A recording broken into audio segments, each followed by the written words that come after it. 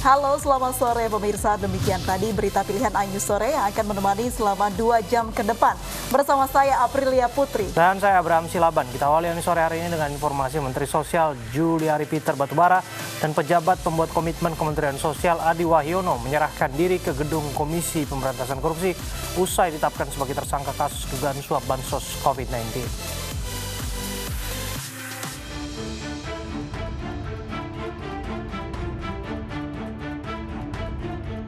Pejabat pembuat komitmen Kementerian Sosial Adi Wahyono menyerahkan diri ke gedung KPK pukul 9 pagi tadi usai ditetapkan sebagai tersangka kasus dugaan suap bansos COVID-19.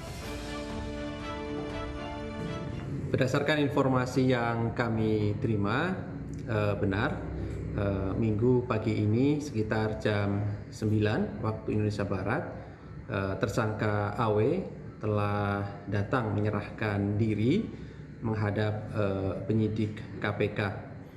Saat ini yang bersangkutan akan dilakukan pemeriksaan oleh tim penyidik di Gedung Merah Putih KPK.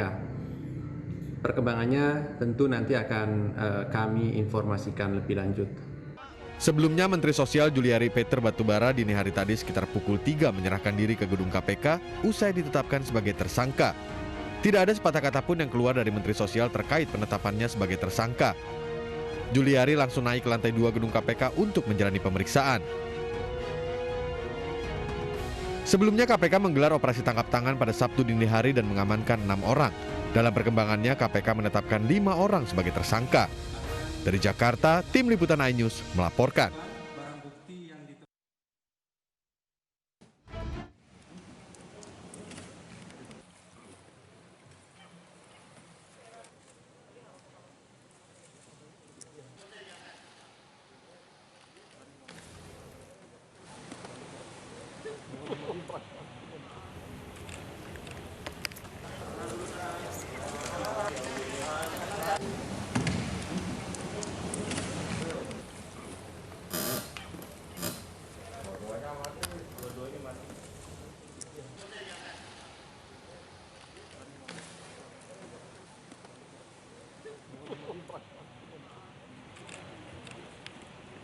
Berdasarkan hasil pemeriksaan saksi dan bukti yang dikumpulkan oleh KPK, maka KPK menetapkan 5 orang tersangka.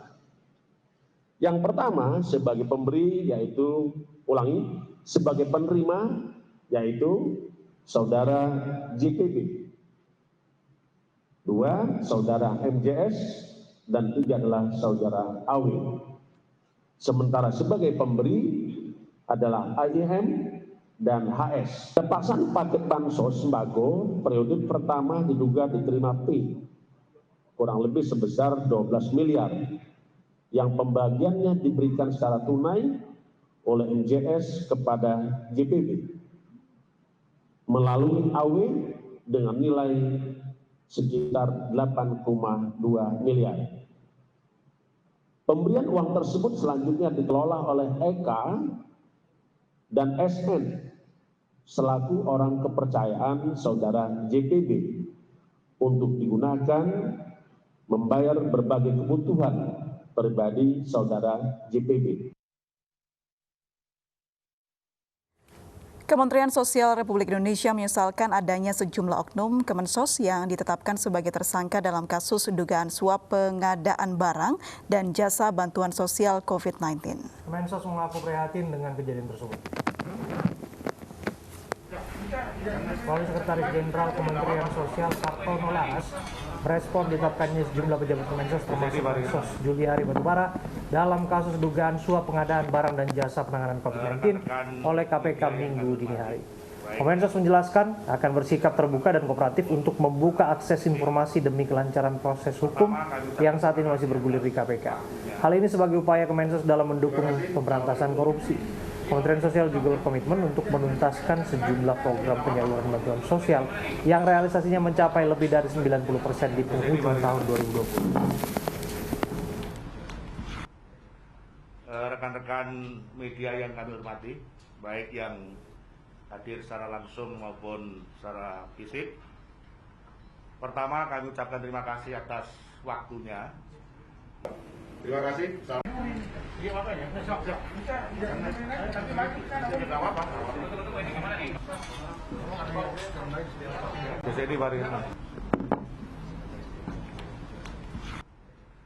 Rekan-rekan media yang kami hormati, baik yang hadir secara langsung maupun secara fisik.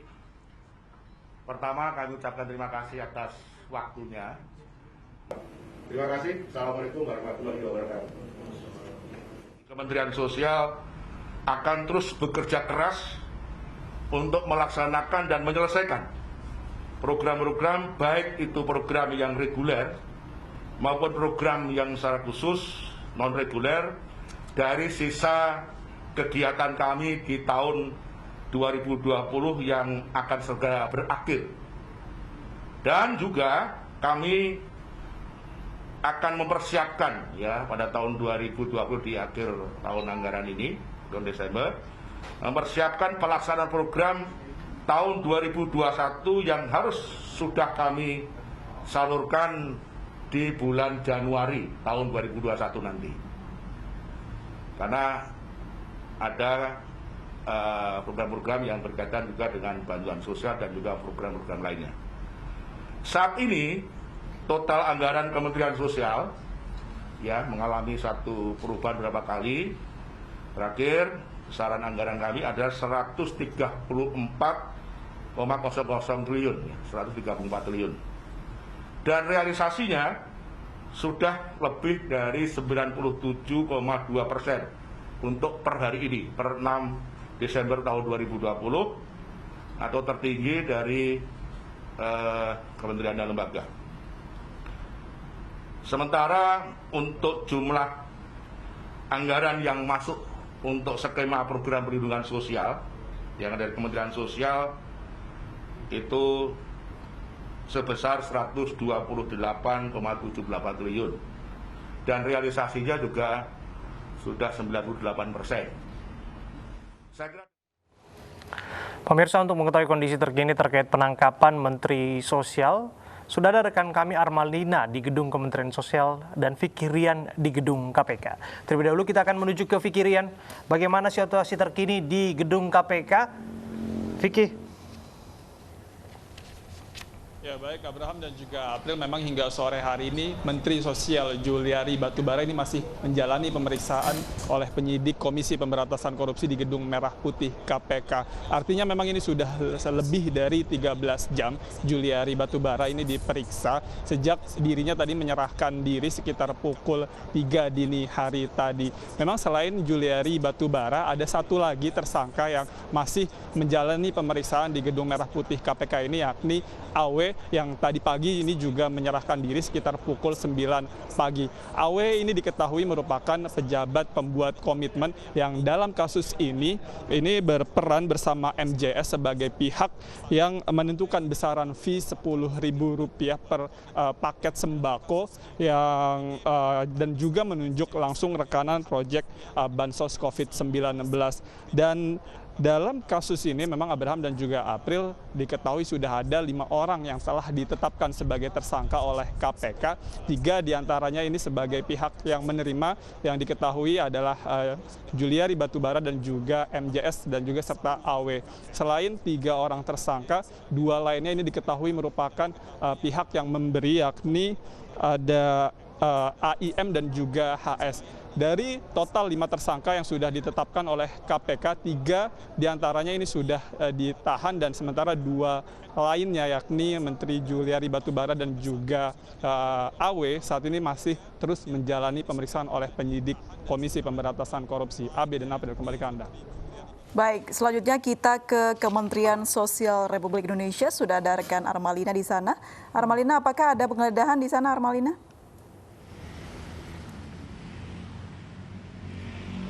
Ya, April, Abraham dan juga pemirsa, pasca penetapan Menteri Sosial Juliari Batubara sebagai tersangka dari kasus dugaan suap bantuan sosial penanganan COVID-19 untuk di kawasan lingkungan Kementerian Sosial yang berada di Salemba, Jakarta Pusat sampai saat ini masih terpantau sepi begitu.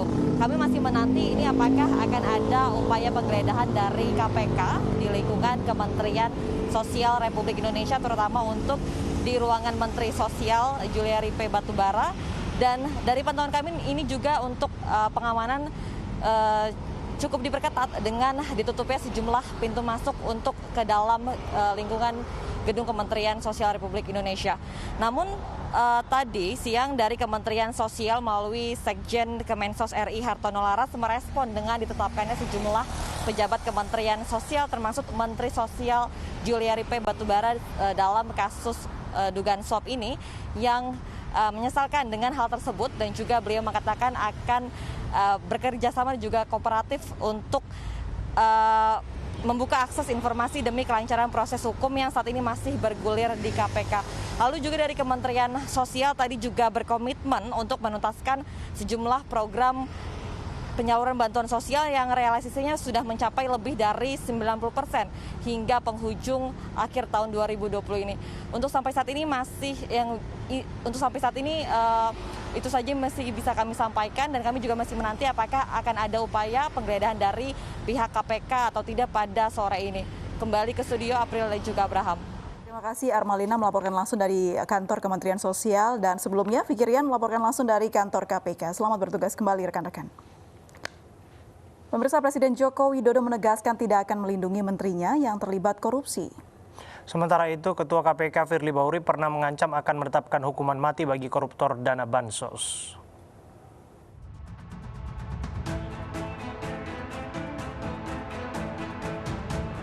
Ditetapkannya Menteri Sosial Juliari Batubara sebagai tersangka kasus dugaan suap dana bansos COVID-19 merupakan pukulan telak untuk pemerintah.